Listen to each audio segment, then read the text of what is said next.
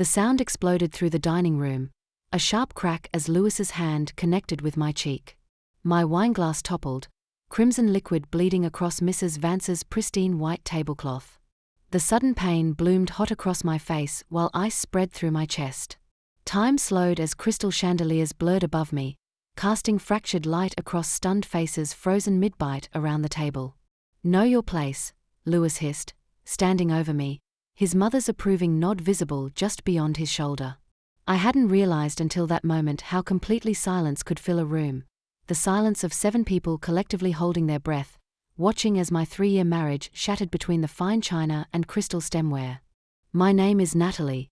I'm 34 and a marketing executive.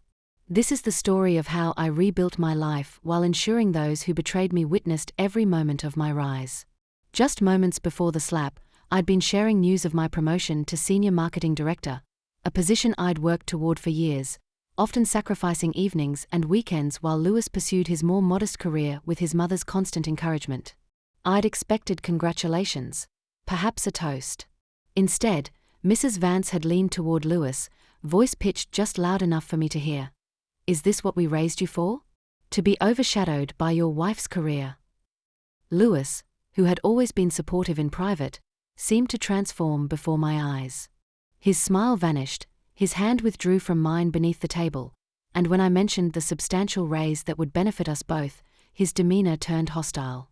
"Yeah, Natalie," he had said, voice suddenly cold. "When are you planning to settle down a bit? This career isn't everything." I still felt the sting of those words when his hand struck my face. Now, as everyone stared, I slowly stood, my chair scraping against hardwood with deliberate precision. I didn't touch my reddening cheek. I didn't cry. I simply gathered my purse, maintaining eye contact with Lewis as I removed my wedding ring and placed it beside my upturned glass. "I'll be filing for divorce tomorrow," I said, my voice steadier than I would have thought possible. "Don't follow me." The click of my heels against marble echoed through the foyer as I walked, not ran, to the door. Behind me, Lewis's mother had already begun damage control. She's always been dramatic. When the door closed behind me, I didn't look back. In the privacy of my car, I allowed myself exactly 3 minutes to shake, to feel the full force of what had happened. Then I made 3 calls, first to a locksmith, then to a divorce attorney recommended by a colleague, and finally to my boss requesting an emergency personal day. By morning, the locks on our apartment would be changed, divorce proceedings would be initiated, and I would have the breathing room to plan my next steps. Not just to escape, but to thrive in ways Lewis and his mother would be forced to witness. The first week passed in a blur of practical matters. I took photographs of the bruise on my face before it faded, met with the attorney, and arranged for Lewis to collect his belongings under supervision while I was at work. My colleagues noticed my distraction but respected my privacy, except for Jenna, who caught me applying extra concealer in the bathroom. "My God, Natalie, what happened?" she gasped, gently turning my face toward the light. I told her everything. By afternoon, a protective circle had formed around me, subtle but unmistakable. The office became my sanctuary, a place where my value wasn't questioned but celebrated. 2 weeks after filing for divorce, I received my first text from Lewis. *, please talk to me. Mom's sorry too. We can work this out. *. I forwarded it to my attorney without responding. The second and third messages received the same treatment. The fourth, however, caught my attention. *, I can't get callbacks for interviews. Did you say something to people? *. I hadn't needed to. News travels fast in professional circles, especially when it involves a man striking his wife at a dinner party attended by industry connections. Lewis's behavior had consequences he hadn't anticipated. The same connections that had once benefited him through my network now worked against him. Rather than feeling satisfaction, I channeled my energy into the marketing campaign that had earned me my promotion. It was for a women's professional development initiative. Ironically, the very thing Mrs. Vance had sneered at during that fateful dinner.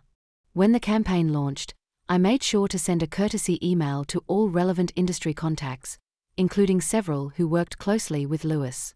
I'm proud to share our company's new initiative supporting women in leadership positions. Given recent events in my personal life, this cause has taken on even greater significance. I didn't need to mention specifics. Everyone knew what the recent events were. 3 months later, I was invited to speak on a panel about resilience in professional settings. I accepted immediately, knowing that the event would be attended by many in our shared network.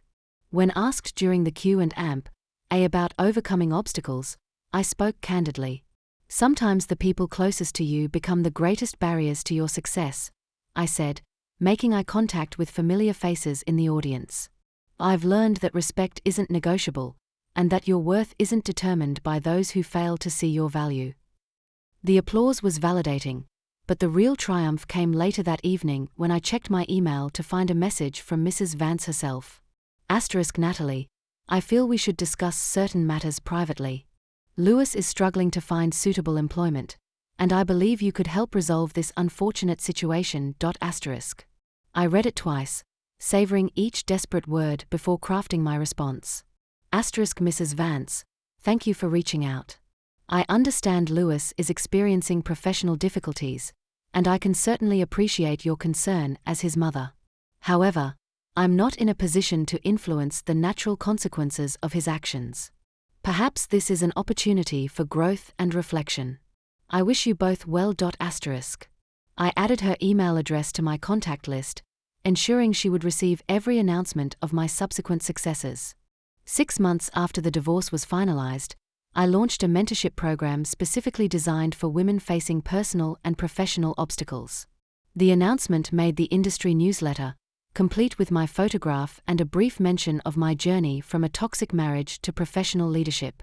I added Lewis to the distribution list for the newsletter, then removed him, knowing he would have seen the notification before the retraction. That same month, I was approached by Derek, a marketing director from a competing firm, with an offer that would advance my career even further. I accepted, negotiating a salary that exceeded Lewis's best year by nearly double. The press release announcing my appointment included a quote about overcoming adversity that everyone in our circles would understand. As my influence in the industry grew, I made a point of taking younger women under my wing, especially those whose confidence had been damaged by relationships or workplace dynamics. Ava, an intern who reminded me of myself, became particularly important to me. How do you handle criticism, especially from those who think you don't belong? She asked during one of our sessions. You listen, you learn, and then you let your work speak for itself, I told her, thinking of how Lewis had tried to diminish me. Never let anyone's doubt become your reality. Through Ava and others like her, I built a legacy that extended beyond my own story, a network of women supporting each other, refusing to be silenced or diminished. 9 months after the divorce, I received a call from Melissa, a mutual friend who had remained neutral during the split. Lewis wants to meet, she said cautiously. He's really struggling, lost his apartment, had to move back in with his mother. He says he regrets everything. I considered this information. When and where? The cafe I chose was busy enough for privacy, but public enough for safety.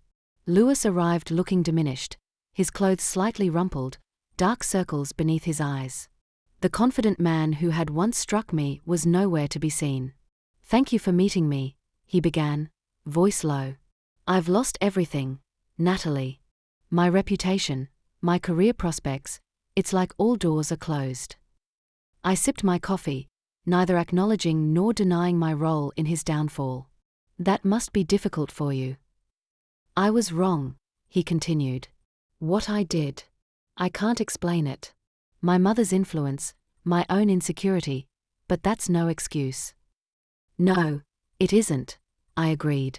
I need your help, Natalie. A word from you could change everything. Tell people I've changed, that I've gotten help. I studied him carefully.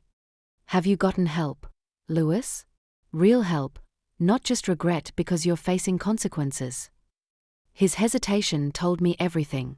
This wasn't genuine remorse, it was desperation. The professional community talks, Lewis, I said finally. They know what happened not because I launched a campaign against you, but because actions have consequences. You chose to publicly humiliate and physically strike your wife for achieving professional success. That choice revealed your character.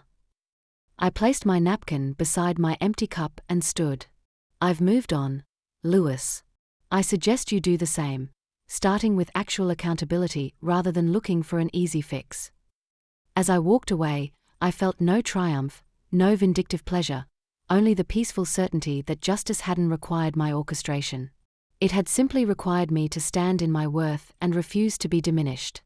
The following week, I received an invitation to speak at a national conference about women's leadership in marketing.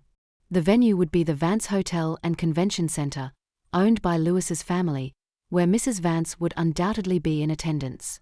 I accepted immediately. My keynote address filled the main hall. From the podium, I could see Mrs. Vance in the back row, her face unreadable as I spoke about resilience and the importance of surrounding yourself with people who celebrate rather than diminish your success. Sometimes, I concluded, looking directly at her, the greatest gift someone can give you is showing you exactly who they are when your light shines too brightly for their comfort. It gives you the clarity to choose a different path, one where your success isn't something to apologize for, but something to build upon. The standing ovation that followed wasn't just applause for my speech, it was validation of every choice I'd made since walking out that door 10 months earlier. That evening, as I prepared to leave, a hotel staff member handed me an envelope. Inside was a brief note in Mrs. Vance's elegant handwriting. *, you've made your point. What will it take to end this? *. I wrote my response on the back of her note and had it delivered to her office. * nothing. This isn't about you or Lewis anymore. This is about me living my life without apology, exactly as I should have done from the beginning. 2 years after that dinner party, I rarely think about Lewis or his mother. My life has expanded beyond the boundaries of that relationship, filled with meaningful work, supportive connections, and the quiet satisfaction of having transformed pain into purpose.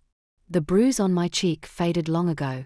The lesson it taught me never will, that sometimes the most powerful revenge isn't what you do to others, but what you refuse to let them do to you, and how magnificently you rise afterward, ensuring they have no choice but to witness it.